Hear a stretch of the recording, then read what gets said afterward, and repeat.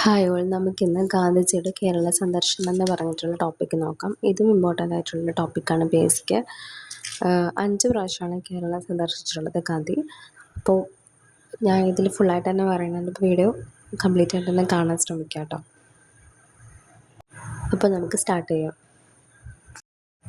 ആദ്യമായിട്ട് ഗാന്ധിജി കേരളം സന്ദർശിച്ചത് 1920 August 18-നാണ്. Kozhikode railway സ്റ്റേഷനിലാണ് ഗാന്ധിജി ചേർന്നത്. ആദ്യ കേരള സന്ദർശനത്തിൻ്റെ ലക്ഷ്യം എന്ന് പറയുന്നത് ഖിലാഫത്ത് പ്രസ്ഥാനത്തിൻ്റെ പ്രചരണമായിരുന്നു. അതിൻ്റെ ഭാഗമായിട്ടാണ് കേരള സന്ദർശനം ആദ്യമായിട്ട് 1920 ഓഗസ്റ്റ് 18-ന് നടത്തിയത്. ഗാന്ധിജിയുടെ ആദ്യ സന്ദർശനത്തിലെ പ്രസംഗം മലയാളത്തിലേക്ക് തർജ്ജമ ചെയ്ത വ്യക്തിയാണ് കെ. മാധവൻ നായർ. കെ. മാധവൻ നായരാണ് പ്രസംഗം തർജ്ജമ ചെയ്തത്. രണ്ടാമത്തെ സന്ദർശനം 1925-ലായിരുന്നു. 1925 മാർച്ച് 8-നാണ് രണ്ടാമതായിട്ട് കേരളം സന്ദർശിച്ചത്. വൈക്കം സത്യാഗ്രഹവുമായിട്ട് ബന്ധപ്പെട്ടായിരുന്നു ഗാന്ധിജിയുടെ രണ്ടാമത്തെ കേരള സന്ദർശനം ഉണ്ടായിരുന്നത്. രണ്ടാം സന്ദർശനത്തിൽ ഗാന്ധിജി സന്ദർശിച്ച തിരുവിതാംകൂർ ഭരണാധികാരിയായിരുന്നു റാണി സേതുലക്ഷ്മിബായി. ഗാന്ധിജി തൻ്റെ രണ്ടാം കേരള സന്ദർശനത്തിൽ ശിവഗിരിയിലെത്തി ശ്രീനാരായണ ഗുരുവിനെയും സന്ദർശിച്ചു. ശ്രീനാരായണ ഗുരുവും ഗാന്ധിജിയും തമ്മിലുള്ള സംഭാഷണങ്ങൾ തർജ്ജമ ചെയ്ത വ്യക്തിയാണ് എൻ. കുമാരൻ. എൻ. കുമാരനാണ് ശ്രീനാരായണ ഗുരുവും ഗാന്ധിജിയും തമ്മിലുള്ള സംഭാഷണങ്ങൾ തർജ്ജമ ചെയ്തത്. രണ്ടാം സന്ദർശനത്തിൽ റാണി സേതുലക്ഷ്മിബായിയെയും ശ്രീനാരായണ ഗുരുവിനെയാണ് സന്ദർശിച്ചത്. മൂന്നാം സന്ദർശനം നടന്നത് 1927 ഒക്ടോബർ 9-നാണ്. ഇത് ദക്ഷിണേന്ത്യൻ പര്യടനത്തോടനുബന്ധിച്ചിട്ടാണ് ഗാന്ധിജി മൂന്നാമതായിട്ട് കേരളം സന്ദർശിച്ചത്. തൃശ്ശൂരിലെ വിവേകോദയം വിദ്യാലയം സന്ദർശിച്ചതും ഖാദിയുടെ പ്രചാരണത്തിൽ പങ്കെടുത്തതും അദ്ദേഹത്തിൻ്റെ മൂന്നാമത് കേരള സന്ദർശനത്തിലായിരുന്നു.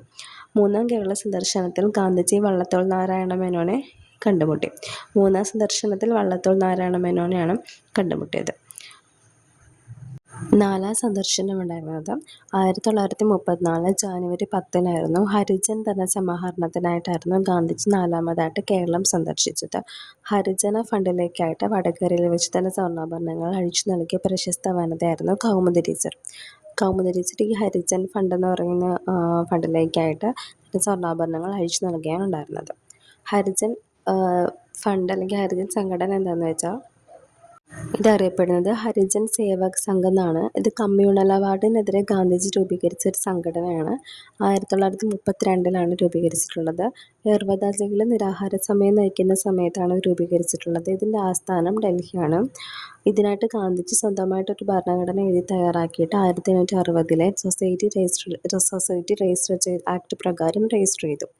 ഇതിൻ്റെ പ്രധാന ലക്ഷ്യങ്ങൾ എന്ന് പറഞ്ഞാൽ ഹരിജനങ്ങളുടെ വിദ്യാഭ്യാസ വികസനത്തിനും സാമൂഹിക പുരോഗതിക്കും വേണ്ടി പ്രവർത്തിക്കുക, സത്യത്തിലും അഹിംസയിലും അടിയുറച്ച് അയിത്തം ഇല്ലാതാക്കുക എന്നുള്ളതായിരുന്നു ഇതിൻ്റെ ലക്ഷ്യം എന്ന് പറയുന്നത്. ഇനി അടുത്തത് 5-ാം സന്ദർശനം നടത്തിയത് 1937 ജാനുവരി 12-നായിരുന്നു. ഇത് ക്ഷേത്രപ്രവേശന വിളംബരവുമായിട്ട് ബന്ധപ്പെട്ടിട്ടുള്ളതായിരുന്നു ഗാന്ധിജിയുടെ അവസാനത്തെ കേരള സന്ദർശനം. ഈ ക്ഷേത്രപ്രവേശന വിളംബരം നടത്തിയ തിരുവിതാംകൂർ രാജാവ് ശ്രീ ചിത്തിര തിരുനാൾ ബാലരാമവർമ്മയാണ്. 1936 നവംബർ 12-നാണ് നടത്തിയത്. ഗാന്ധിജി തൻ്റെ അവസാന കേരള സന്ദർശനത്തിൽ വേങ്ങാനൂരിൽ വെച്ച് അയ്യങ്കാളിയെ കണ്ടുമുട്ടി. അയ്യങ്കാളിയെ പുലയരാജ എന്ന് വിശേഷിപ്പിച്ചത് ഗാന്ധിജിയാണ്. അപ്പോൾ ഓരോ സന്ദർശനത്തിലും കണ്ടുമുട്ടിയ ആൾക്കാരെന്ന് പറയുമ്പോൾ രണ്ടാം സന്ദർശനത്തിൽ റാണി സേതുലക്ഷ്മിബായിയെയും ശ്രീനാരായണ ഗുരുവിനാണ് കണ്ടുമുട്ടിയത്. മൂന്നാം സന്ദർശനത്തിൽ കണ്ടുമുട്ടിയത് വള്ളത്തോൾ നാരായണ മേനോനെയാണ്. 5-ാം സന്ദർശനത്തിൽ കണ്ടുമുട്ടിയത് അയ്യങ്കാളിയെയാണ്. അപ്പോൾ ഇത്രയാണ് കേരള സന്ദർശനത്തിനെ കുറിച്ച് പറയാനുള്ളത്. ഇനി ഗാന്ധിജിയുടെ കുറിച്ച് ഫേമസ് ആയിട്ടുള്ള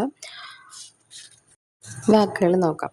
മനുഷ്യൻ്റെ ആഗ്രഹം നിറവേറ്റാൻ ഭൂമിക്ക് കഴിയും, എന്നാൽ അത്യാഗ്രഹം നിറവേറ്റാൻ കഴിയില്ല എന്ന് പറഞ്ഞത് ഗാന്ധിജിയാണ്. Earth provides enough to satisfy every man's need but not every man's greed എന്ന് പറഞ്ഞത് അതിൻ്റെ ഇംഗ്ലീഷ് തർജ്ജമയാണത്. ഇനി ഓരോ ഗ്രാമവും പൂർണ്ണ അധികാരമുള്ള ഒരു റിപ്പബ്ലിക്കോ പഞ്ചായത്തോ ആയിരിക്കണം. ഇന്ത്യ അധിവസിക്കുന്നത് ഗ്രാമങ്ങളിലാണ്. India lives in its village എന്ന് പറഞ്ഞത് ഗാന്ധിജിയാണ്. ഉപഭോക്താവ് നമുക്ക് ഏറ്റവും പ്രധാനപ്പെട്ട വ്യക്തിയാണ്. A customer is the most important person in all premises. ഞാൻ അപ്പം ചോദിച്ചു, കിട്ടിയത് കല്ലാണ്. On bended knees I ask for bread and I have received stone instead. അധികാരത്തിനെതിരെ കരുതിയിരിക്കുക ദുഷ്പിക്കും. Power corrupts, do not let your selves be entrapped by its pomp and pageantry എന്ന് പറഞ്ഞിട്ടുള്ളത് ഗാന്ധിജിയാണ്. അപ്പോൾ ഇത്രയാണ് ഗാന്ധിജിയുടെ ഫേമസ് ആയിട്ടുള്ള വാക്കുകളെന്ന് പറയുന്നത്. ഇനി ഗാന്ധിജി വെറും ഒരു മനുഷ്യനല്ല, ഒരു പ്രതിഭാസമാണ്. നന്മ ഇത്രയേറെ ഉണ്ടാകുന്നത് അപകടമാണെന്ന് ഇപ്പോൾ തെളിഞ്ഞിരിക്കുന്നുവെന്ന് ഗാന്ധിയെക്കുറിച്ച് അഭിപ്രായപ്പെട്ടത് ജോർജ് ബർണാഡ് ഷായാണ്.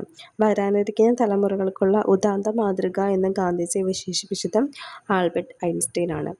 അപ്പോൾ ഇത്രയും കാര്യങ്ങളാണ് നമുക്ക് ഇതിലൂടെ ഇമ്പോർട്ടൻ്റ് ആയിട്ട് കേരള സന്ദർശനത്തിൻ്റെയും പിന്നെ PSC ചോദിക്കാനുള്ള കുറച്ച് കാര്യങ്ങൾ വാക്കുകളൊക്കെയാണ് ഞാൻ ലാസ്റ്റൊക്കെ പറഞ്ഞത്.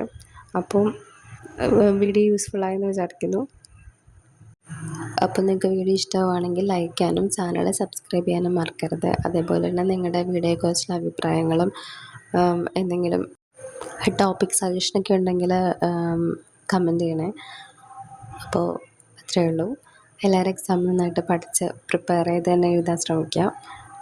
റിവൈസും ചെയ്ത് നോക്കുക. റിവിഷനും ഇമ്പോർട്ടൻ്റ് ആയിട്ടുള്ളൊരു കാര്യമാണ്. നമ്മൾ ഈ PSC പഠിക്കുന്നതൊക്കെ നമ്മുടെ മെമ്മറിയിൽ എപ്പോഴും നിൽക്കില്ല. അപ്പോൾ നമ്മളെപ്പോഴും റിവൈസ് ചെയ്യാനും ശ്രമിച്ചുകൊണ്ടിരിക്കുക കേട്ടോ.